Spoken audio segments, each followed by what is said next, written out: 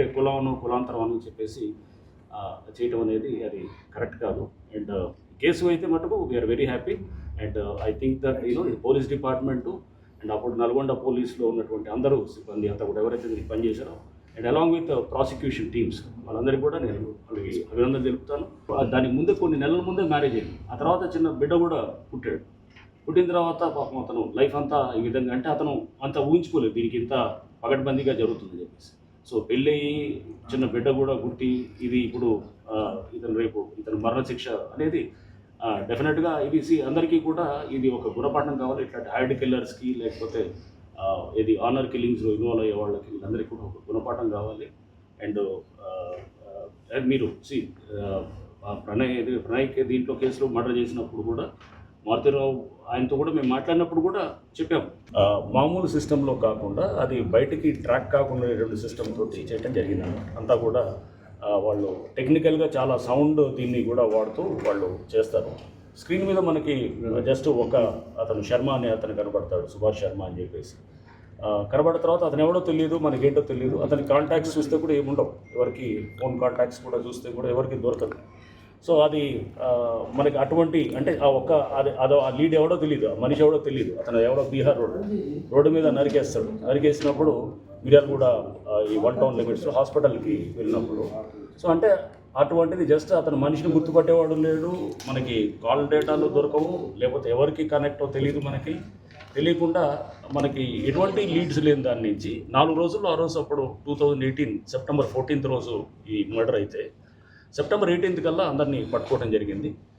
పట్టుకొని 4 డేస్లో ఆ రోజు రేయింబావుళ్ళు అందరూ కూడా అప్పుడు ఉన్నటువంటి టీం, అప్పుడు మిర్యాలగూడ డిఎస్పీ శ్రీనివాస్ ఉండేవారు, వెంకటేశ్వర రెడ్డి 1 టౌన్ ఇన్స్పెక్టర్ ఉండేవారు, ధనుంజయ్ అక్కడ లోకల్గా ఇన్స్పెక్టర్ ఉండేవారు, నెక్స్ట్ ఎస్ఐస్ ఉన్నారు.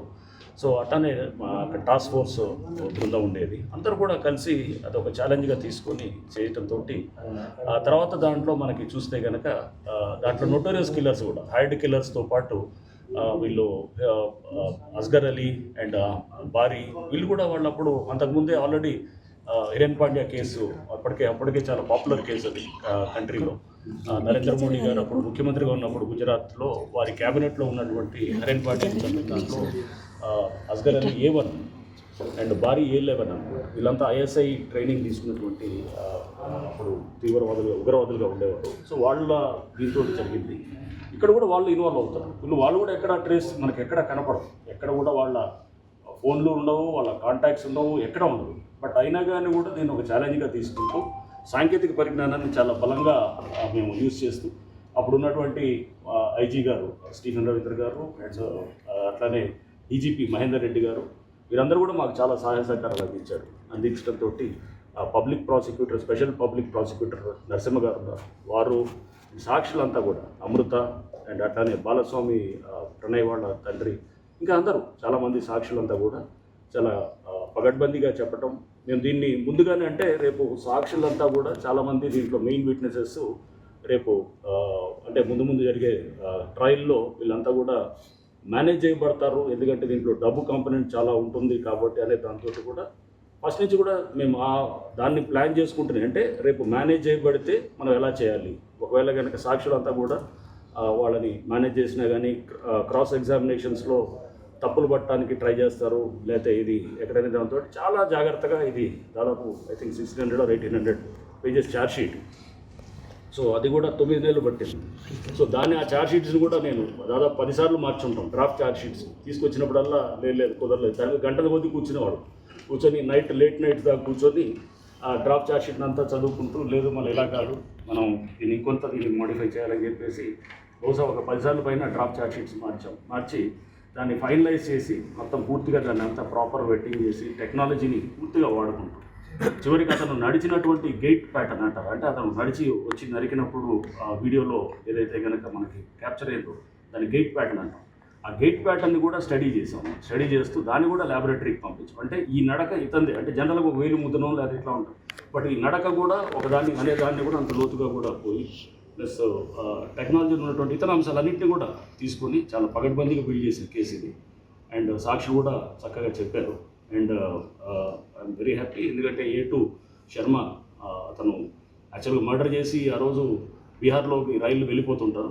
ఆయన అక్కడ రైల్లో దిగాకన్నా ముందే మన వాళ్ళు అక్కడ పోలీస్ టీం ఇక్కడి నుంచి వెళ్ళి ఫ్లైట్లో వెళ్ళి తర్వాత అక్కడి నుంచి పట్టుకొని తీసుకురావటం. అట్లానే వీళ్ళంతా కూడా ఇతర మర్డర్లో ముద్దాయిలైనటువంటి అస్గర్ అలీ వీళ్ళంతా కూడా రకరకాల స్టేట్స్లోకి వెళ్ళిపోయి ఉంటారు అన్నమాట. అంతా కొంతమంది మహారాష్ట్రలో ఉంటారు, యూపీ, ఇట్లా రకరకాల స్టేట్స్లో ఉంటారు.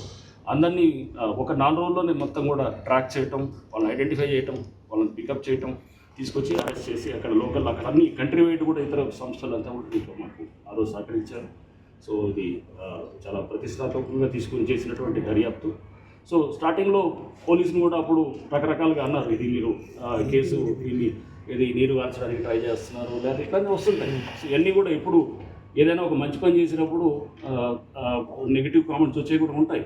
అన్నింటినీ మనం పట్టించుకోకుండా ఒక లక్ష్యంతో పోయి దాన్ని ఆ కేసుని ప్రాపర్గా బిల్డ్ చేసి చేసినటువంటి కేసు ఈరోజు మనం దాని ఫలితాలు దాదాపు 6 ఏళ్ళు అవుతుంది.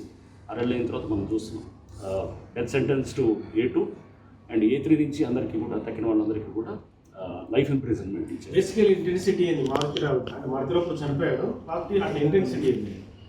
మారుతిరావు నేను అంటే యాక్చువల్గా చనిపోయినప్పుడు చాలా బాధపడ్డాను యాక్చువల్గా. ఎందుకంటే ఒక తండ్రిగా అతను అంటే బిడ్డ కోసం చేసింది ఉండొచ్చేమో కానీ బట్ అది వేరే చనిపోయిన బిడ్డ కూడా, వేరే చనిపోయిన ప్రణయ్ కూడా వేరే వాళ్ళ కొడుకుగా మనం తీసుకోవాలి.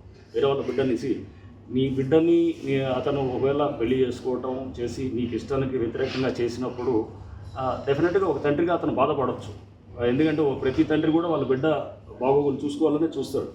బట్ అలా అని చెప్పేసి మనం వేరే వాళ్ళ ప్రాణాలు తీయటం అనేది అది కరెక్ట్ కాదు. ఎందుకంటే అది ఆ హక్కు ఎవరికి కూడా లేదు. సో మనం అందుకోసం అది దాన్ని ఆ కోవలో చూస్తూ అతను చనిపోయినప్పుడు బాధపడ్డాము. But at the same time అతను కూడా బహుశా సెన్సిటివ్గా ఫీల్ అయినట్టు అనుకుంటున్నాను. మారుతిరావు అంటే ఆయన అమితమైన ప్రేమతోటి ఆయన బహుశా ఈ యాక్ట్కి చేయటం జరిగింది. సో ఇదొకటి అంటే ఇదొక అందరికీ కూడా ఒక లెసన్గా తీసుకోవాలి ఇట్లాంటి కేసెస్. ఇది ఒక హానర్ కిల్లింగు అండ్ అట్లానే ఒక హైర్డ్ కాంట్రాక్ట్ కిల్లింగు అండ్ దీంట్లో అంతా కూడా డబ్బు కూడా చాలా ఇన్వాల్వ్ అయినటువంటి ఇది. అండ్ ఇదే కాకుండా దీంట్లో ముదురు వాళ్ళు అంటే దీన్ని మర్డర్ కేసుల్లో అత్యంత ముదురుగాళ్ళు అయినటువంటి కొంతమంది వాళ్ళు అంటే వాళ్ళకి తెలుసు ఎలా మేనేజ్ చేయాలి సిస్టమ్స్ని, ఎక్కడ దొరకకుండా చేయాలని, అట్లాంటి వాళ్ళందరూ ఇన్వాల్వ్ అయి ఉన్నారు. సో ఫస్ట్ మేమే సర్ప్రైజ్ అయ్యాం వీళ్ళు ట్రాక్ అయినప్పుడు అరే వీళ్ళు ఎట్లా వచ్చారు కేసులో అని చెప్పేసి. సో ఇట్లా ఇవన్నీ కూడా దీంట్లో ఉన్నటువంటిది అప్పుడు ఉన్నటువంటిది ఆ టీం అంతా కూడా చాలా క్విక్గా అప్పుడు డిఎస్పీ మిర్యాలగూడ శ్రీనివాస్ ఇప్పుడు ఇక్కడ మన జిహెచ్ఎంసీలో చేస్తున్నారు. అండ్ అట్లానే ఇన్స్పెక్టర్ అప్పుడు వెంకటేశ్వర రెడ్డి ఉన్నారు అంటాం. అండ్ ధనంజయ్ అక్కడ లోకల్ హాలియా ఇన్స్పెక్టర్ ఉండేవాడు, టాస్క్ ఫోర్స్ వాళ్ళు ఉన్నారు, ఎస్ఐ ఉన్నారు అండ్ ఎస్ఐస్ అక్కడ లోకల్ పనిచేసిన వాళ్ళు అండ్ సిబ్బంది మా రైటర్స్ వీళ్ళందరూ కూడా మొత్తము తీసుకొని FSL ఫోరెన్సిక్ ల్యాబొరేటరీని కూడా పూర్తిగా వాడుకొని మేము దీంట్లో సైంటిఫిక్ ఎవిడెన్స్ తోటి బిల్డ్ చేసి కేసుని మనం ఎలా చేయొచ్చు అనేదానికి ఈ కేసు ఒక బెస్ట్ ఎగ్జాంపుల్ అని నేను భావిస్తాను. సాక్షులను విచారించడం జరిగింది దీంట్లో ఛార్జ్ షీట్లో మీరు సాక్షులు విచారణ కావచ్చు, ఎంత పెద్ద మొత్తంలో డబ్బు మార్పిడి కావచ్చు, ఇదంతా ఎంత జరిగిందో అని చెప్పి ఛార్జ్ షీట్ సాక్షులు నాకు తెలిసి ఐ డోంట్ రిమెంబర్ కానీ 80-90 ఉన్నారనుకుంటాను సాక్షులు. ఇది కేసు కూడా ఛార్జ్ షీట్ అయ్యి 6 ఏళ్ళు పైన తర్వాత అయింది. ప్రతి వాళ్ళకు కూడా ఈవెన్ అక్కడ జడ్జికి కూడా వాళ్ళకు కూడా సెక్యూరిటీ ఇవ్వడం కూడా జరిగింది. స్పెషల్ పీపీ అక్కడ మన నరసింహ గారు ఉండేవారు, ఆయన కూడా వారికి కూడా సెక్యూరిటీ ఇచ్చి స్పెషల్ పీపీని కూడా అపాయింట్ చేశారు. 64 దాకా సాక్షులు ఉన్నారు. అండ్ అప్పుడు డీజీ గారు మహేందర్ రెడ్డి గారు అండ్ వారు కూడా తరచుగా అడుగుతుండేవారు, ఐజీ గారు ఉండేవారు, స్టీఫెన్ రవీంద్ర గారు అప్పుడు.